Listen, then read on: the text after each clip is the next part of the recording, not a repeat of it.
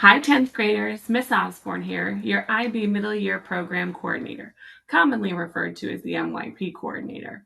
I run and coordinate all of the 10th grade personal projects that we're going to talk more about today. If you ever need to talk about your project or anything else, my office is in room 3510, across from the Language and Literature Department in the hallway by the elevator.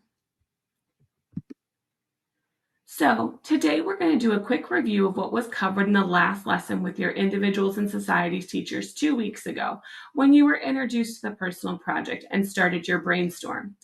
If you missed that lesson for any reason, you can review it on our Canvas homepage labeled as Lesson 1 on Demand. This introductory lesson was an introduction to the project, its requirements, and the benefits of completing the personal project. The key to the personal project is that it's all about you. Your project will be designed in a way that the goal is something that you want to accomplish by doing something that you care about and are interested in. You reviewed your hobbies, extracurriculars, and activities that you're passionate about. And you should have also had the opportunity to complete the brainstorm where you looked deeper into 3 possible interests and why you would be interested in exploring those interests further. Which brings us to today. Today, we're going to identify the learning goals and the product goals. As we work together over the next few months, we're going to build on your project to identify areas of research and develop success criteria that you can use to judge your own success of the project. But here's the important thing to remember. The journey of this project is what's important. All of this fits into your final product. The goal of the project is to help walk you through the action and reflection process, a skill that you'll be able to take with you the rest of your life. This will all be done by creating your action plan so that you can methodically think through the steps you need to take in order to achieve your goals and to reflect on the skills that you use to improve along the way. Those are your ATL skills. Remember, your final reflection report will be due January 14th with a celebration at the beginning of third quarter for all who successfully complete their projects and another opportunity in May for the completers to present and celebrate their work again at the IB Showcase. We talked about last time briefly the components of the project, with a key component being your process journal. The process journal is exactly what it sounds like, a journal that you complete along the way as you process your learning, adjustments, and the accomplishments as you work towards your project and product goals. This is a review of the components that you will need to complete along the way inside your process journal. Each of those items marked with the green check are the key components that are embedded along the way through our lessons to help you be successful on your journey. All of this work will be saved on your Canvas page. This way, when it comes to organizing your project, all of your work will be more easily accessible. Last time you completed your brainstorming, and today you're going to focus on your project proposal. Besides setting your project topic today, the focus will also be on establishing what your product goal will have. What this means is, what is it you want to create that will showcase the evidence that you have made progress or obtained success within your project. This is identifying what you will create by the end of your project in January. And as you saw in the engagement portion, the possibilities are endless. The final component of the project is the submission of your final report. And this is the most important component as it must be submitted in order to receive the 15 SSL hours and the zero point 0.5 elective credit for our MYP seminar class.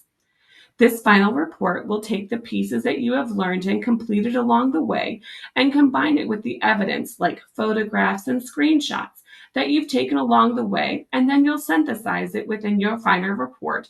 And this will then be scored by the Seneca Valley staff and then sent on to IB for moderation.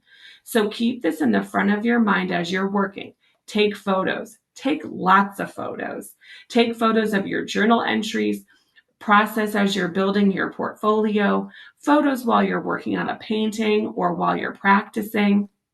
We will talk more about this in future lessons, but knowing that you should be taking those evidence photos now will help you later as we try to build your final report. And as a final reminder, Every 10th grader should now see the MYP seminar in your Canvas dashboard, and you will also see this as the ninth period on your class schedule. Remember, the personal project is a credit, no grade course. You will be completing part of the project every 2 weeks between now and January. It is a great experience that embraces you as the individual learner working towards whatever learning goal you have set for yourself and will earn you zero point 0.5 elective credits and 15 SSL hours. Because this opportunity is a credit no grade course, you either complete all of the components and submit a final report with that evidence that we've been talking about, or you just do not receive credit and you receive no grade. Having this zero point 0.5 elective credit on your report card demonstrates that the MYP program was completed, and this indicates for colleges that you have been successful in this early component and completed the MYP. This is also a perfect opportunity for you to talk about your accomplishments to share in your college admission essays or in your interviews. Remember, the full project timeline is on your Canvas page, and you can look there at any time to see the intermittent check-in points. So today, let's focus on the project proposal. Today, you're going to analyze and reflect on the brainstorming ideas that you have been reflecting on for these past 2 weeks, and now narrow it down your ideas into one formal project proposal. Your project proposal will be a formal process with your journal and assignments in Canvas. Your task will be to take one of your ideas or a new one that you really want to dive into, and today you'll work on refining and developing those ideas. You'll establish a formal learning goal. In what ways do you want to grow in your passion or interest, and what you want to produce in order to demonstrate your growth and achievement. So your learning goal, what you want to learn, and your product goal, what you will produce, create, and be able to showcase at the end of your project.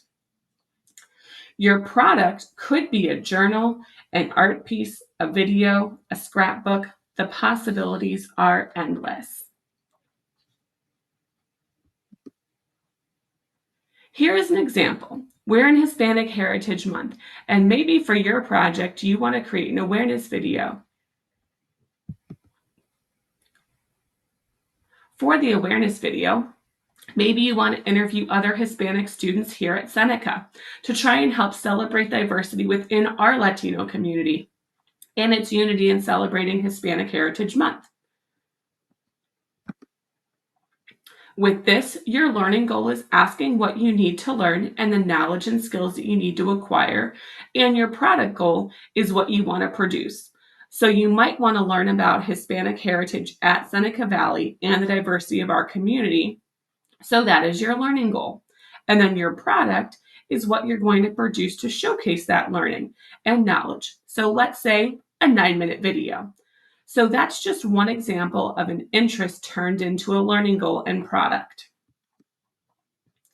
Now remember, there is a checklist so you can review your project ideas and goals to make sure that you're starting off on the right track.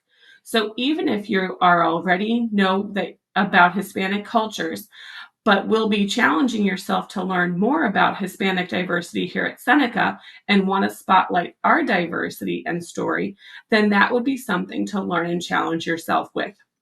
Or maybe you upgrade your challenge to create an awareness campaign with the goal to help educate Seneca students about our diversity and how the whole community can come together to celebrate. The choice is yours. Just ensure that it pushes you to grow and that you're going to be able to complete it within the time frame of now through January. Also, keep in mind that it must be school appropriate and safe, as well as identifies a clear learning goal and product goal with clear criteria. We'll talk about establishing criteria next time. Just keep it in mind that you must have measurable goals. It's now time to start working on your project proposal. This form is in Canvas. If you still feel like you need some more ideas to help you formulate what your project proposal could be, check out these resources that are available to you, including the list of past Seneca projects, or a product suggestions list, or 100 product ideas. And as I know, sometimes so much freedom can feel daunting. If you need inspiration for either a learning goal or a product goal, check out that list of 100 project ideas. I've tried to put together 10 learning goals and product ideas in a variety of categories that might help you jumpstart your creativity. This list is just there to help you find something that you are passionate about. So interchange your sport, your passion, your hobby, or your interest in any of the topics that spark interest, and of course, come up with your own creative plan. Great luck, Eagles. You're going to do wonderful.